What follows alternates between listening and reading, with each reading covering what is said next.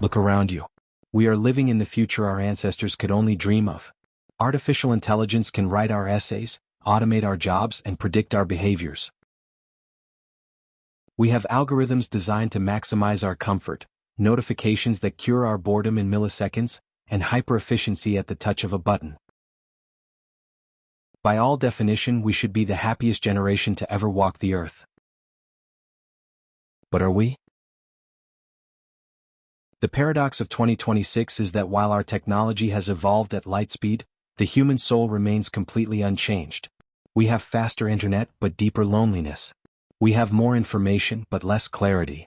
We have automated our tasks, but we have also automated our anxiety, drowning in an endless, unpredictable storm of overthinking and digital noise. We are lost in the crowd, trying desperately to control a world that is spinning out of our hands. So, is philosophy obsolete? No. In fact, in an era where everyone is losing their minds to the machine of modern life, ancient philosophy is not a luxury. It is our only survival guide. Welcome to Sapientia In Turbinen, Wisdom in the Whirlwind. Today we step outside the noise. We look into the past to reclaim our future.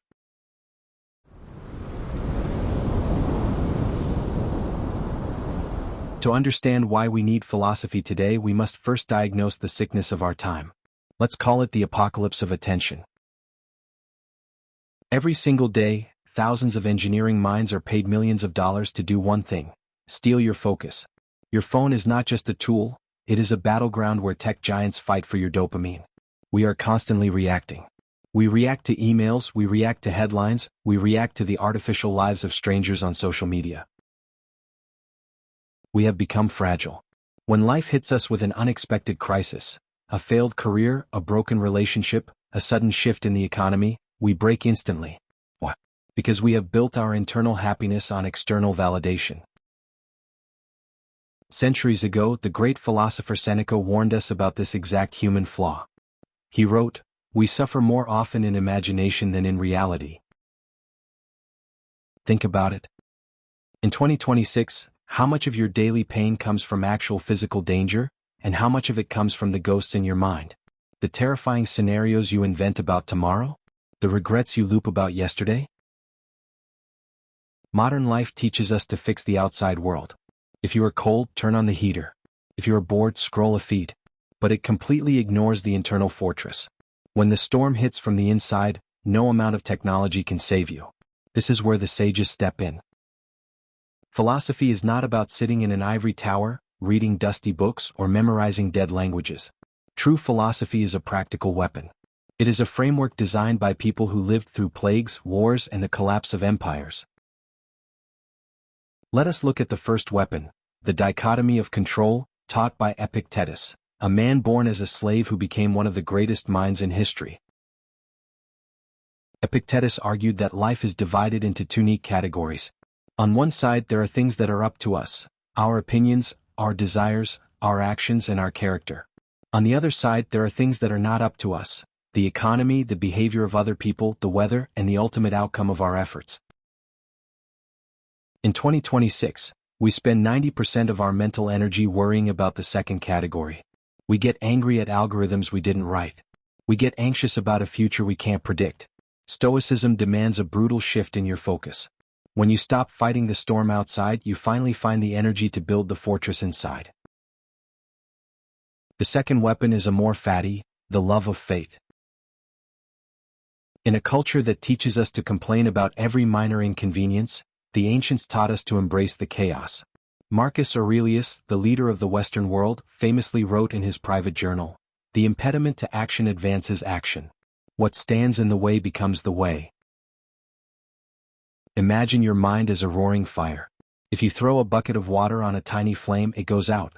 But if the fire is fierce, everything you throw into it, logs, trash, obstacles, becomes fuel for it to burn brighter and higher.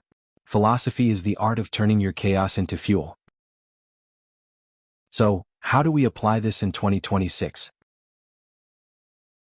It starts with a choice. A choice to stop drifting with the current of the crowd.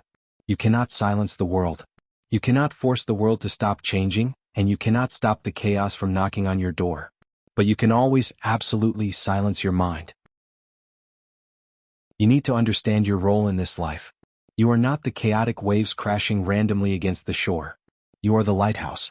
A lighthouse doesn't run away from the storm. It doesn't cry because the waves are too high. It simply stands solid, deep-rooted in the rock, and shines its light to guide others through the darkness. When you cultivate sapientia, wisdom, you become that lighthouse. Your family, your friends, and your community will look at you when crises hit, and they will wonder how you can remain so calm, so steady, so unmoved. You do it by remembering that your mind is the only territory you truly own. The year 2026 will continue to move faster. The noise will get louder. The chaos will grow deeper. The question is, will you let it break you, or will you use it to build a version of yourself that cannot be shaken? This channel was built for this exact purpose. To bridge the gap between ancient wisdom and modern survival. We do not escape reality here, we decode it. If you are tired of drifting, if you are ready to stop being a victim of the noise and start mastering your inner fortress, step inside. Hit the subscribe button, join our community, and let's find clarity from the storm, together. Thank you for watching. And until next time.